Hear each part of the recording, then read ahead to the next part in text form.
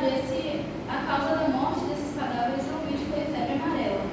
E essa comissão ela chamou a atenção para algo que estava acontecendo de a população começar a especular que, na verdade, essa comissão era porque estavam extraindo fígados para dar a leprosos ricos que precisavam se curar.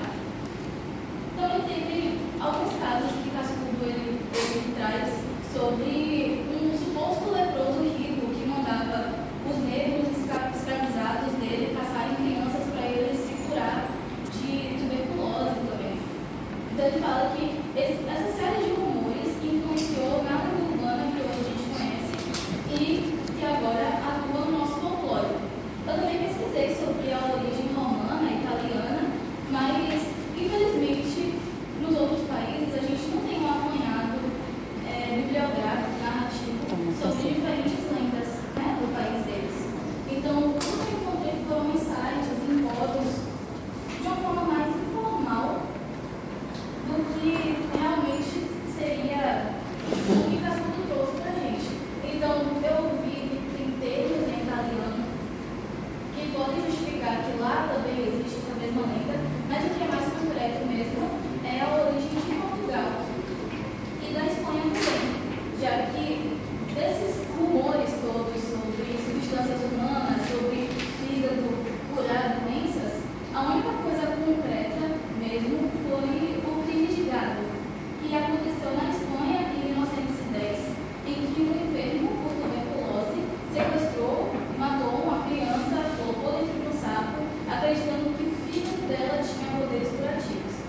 Então, a gente vê que esse apanhado de coisas influenciaram no que foi o Papa Figo originalmente e agora é só o homem do saco, como a gente conhece hoje.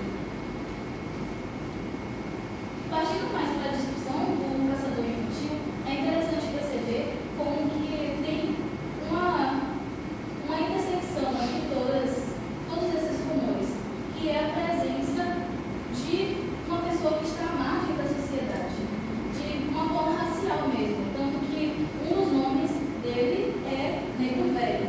E von Franz, ela identifica essa tendência de sociedades latinas em projetarem seus aspectos primitivos e obscuros em minorias étnicas, como o homem negro, que é algo típico dos contos espanhóis, já que o homem de saco é de origem ibérica.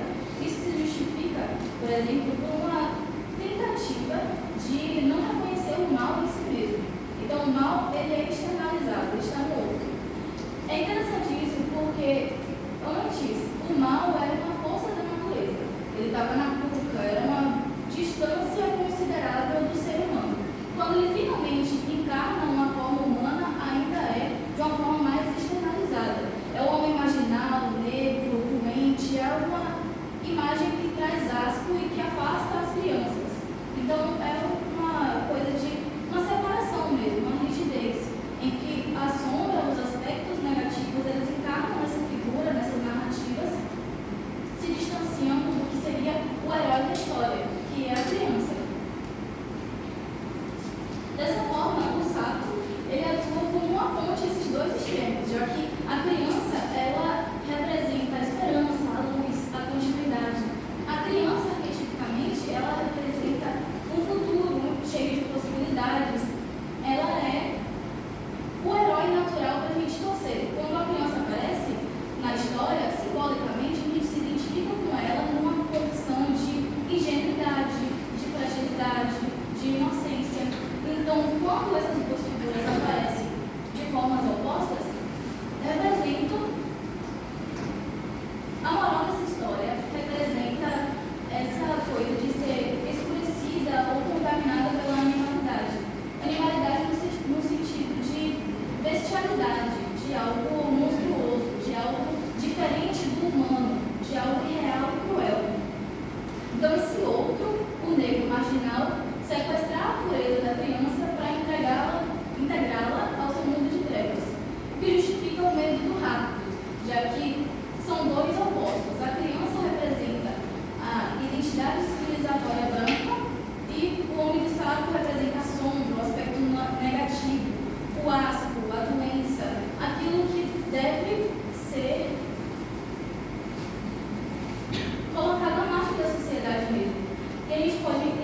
explicar a postura desesperada do homem do saco como uma forma de integrar essas qualidades desejáveis da criança para si, que representa muito essa justificativa mesmo da opressão, de uma luta de classe social, de raça mesmo. Então, a gente também pode pensar sobre o homem do saco sendo um sequestro da ingenuidade, o rapto da inocência, porque ele representa os perigos que estão no mundo, a violência que é possível. Quando alguém conta essa história para uma criança, ela quer dizer que o mundo não é um lugar tão seguro quanto você achava que era. Então, ao mesmo tempo que tem essa coisa de se separar daquilo que é maldito, já que a lenda urbana ela tem um caráter de demonstrar os aspectos morais, né, de uma sociedade, também tem essa coisa de que, para sobreviver no mundo contemporâneo, a nossa criança interior tem que ser raptada e morrer.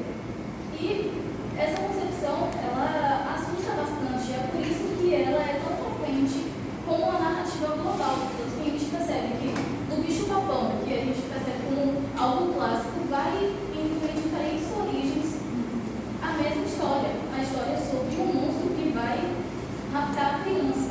Então, o que é isso? O que é essa moral da história? É realmente um acordar, a retirada da inocência para se adaptar ao mundo, para sobreviver no mundo. E Jung, ele fala sobre esse curso natural da vida, que exige que o jovem ele realize esse sacrifício da sua infância e da dependência dos pais, para que não permaneça fixado a laços inconscientes prejudiciais ao corpo e à alma. Então, Jung ele traz muito isso, de que ao mesmo tempo que a gente teme essa perda dessa inocência, essa potencialidade, a criatividade, né, que a criança ela representa, ela também é necessária. A perda dessa infância é necessária para que a gente cresça e evolua.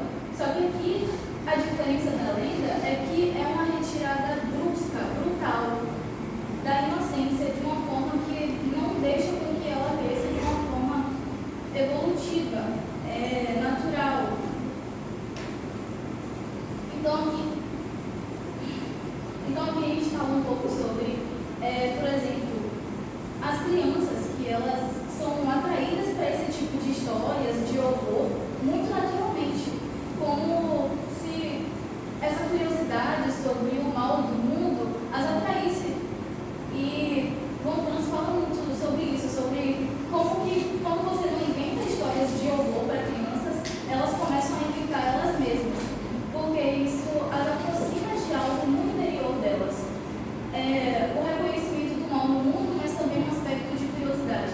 Então a gente vê como é que o horror, apesar de ter sido utilizado como uma ferramenta de obediência para os comportamentos que são adaptativos ou não na sociedade, ele também serve para nos aproximar com diferentes partes de nós mesmos, quando não há essa externalização tão fixa em uma figura que está longe de nós. Concluindo assim, os achados no geral, é que o arquétipo do caçador infantil, ele se manifesta na tradição folclórica do Brasil, expressando arquetipicamente o tema da ameaça à infância. E por ser um símbolo que a gente percebe que tem diversas origens, a origem indígena, africana, ibérica, então não tem um arquetipo. É um assunto da humanidade, é um assunto do coletivo.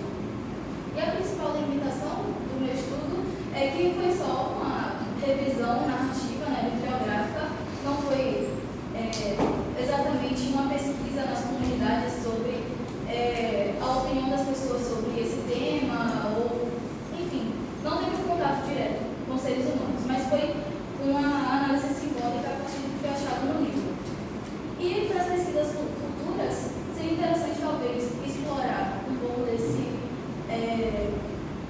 aspecto mesmo do caçador infantil ser utilizado como uma ferramenta de obediência, né, para as crianças. Seria interessante para